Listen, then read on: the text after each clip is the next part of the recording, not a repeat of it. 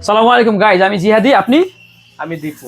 এই সেই দীপু ভাই। দীপু ভাই সাথে আজকে চ্যালেঞ্জ হবে রোজেটা। আচ্ছা, অনেকে সেই হয়েছে দীপু যে কপিটা বানাচ্ছে দীপু কপি। দীপু, হ্যাঁ।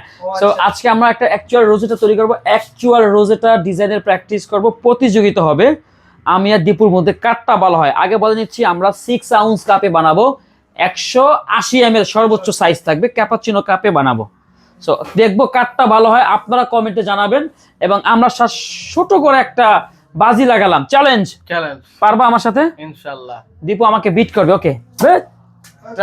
সো প্রত্যেকটা বারিস্টার জন্য আসলে মিল্ক স্টিমটা জানাটা যে কতটা গুরুত্বপূর্ণ সেটা দীপু বাড়ির কাছ থেকে শিখে নেন। দেখেন না কিভাবে শুরু করেছে এবং কিভাবে মিল্কটাকে ঘোরাতে হয়, স্টিম করতে হয়, এবং অবশ্যই যেন 60 ডিগ্রি এর বেশি না করবেন। কেন? যদি আপনি ভালোভাবে লাতে আর্ট করতে চান, সব সময় আপনার উচিত হবে 55 ডিগ্রি থেকে 60 ডিগ্রি টেম্পারেচারে মেনটেন করে আপনাকে মিল্ক ফ্রোথিং করতে হবে। কোনোভাবেই যেন দুধ ফোম যেন বেশি না হয়ে যায়, এটাও কিন্তু শিখতে হবে। প্রথমে কিভাবে ঘুরিয়েছে এবং দেখেন প্রসেসটা দেখেন, পরিষ্কার করতে হয় কিভাবে। আমার এই ভিডিও থেকে আপনি দেখে থাকলে আপনি অনেক কিছু শিখতে পারবেন। আমরা শুধু বারিস্তা ট্রেনিং করে এই বিষয়টা কিন্তু এরকম না।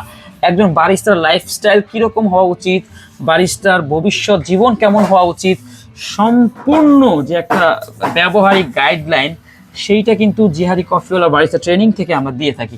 সো দেখতে পাচ্ছেন আপনারা আমরা কিভাবে শিখাচ্ছি। ওকে দীপু, রেডি? ও মা, খাইছে খাইছে খাইছে, ও মা গো, ও মা গো, দীপু সেরা। আল্লাহ থাক, আমি কিছু না বলি। এই রে, ও হো, 100 টাকা হারছে রে। রাখো, ওকে, এগেন এগেন। এটা হচ্ছে আমাদের, দেখেন দীপু কিন্তু আচ্ছা আচ্ছা দাঁড়া। এখন কি আমাদের গুড মিক্সিং শুরু করা যাও। ওরে ওরে ওরে ওরে ওরে ওরে নাইস জিয়াদি ভাই। জিয়াদি ভাই জিতা গেছে রে। এ রে জিতা গেছে জিয়াদি ভাই। না, এটা সবাই বলবে, ওই যে দর্শক বলবে।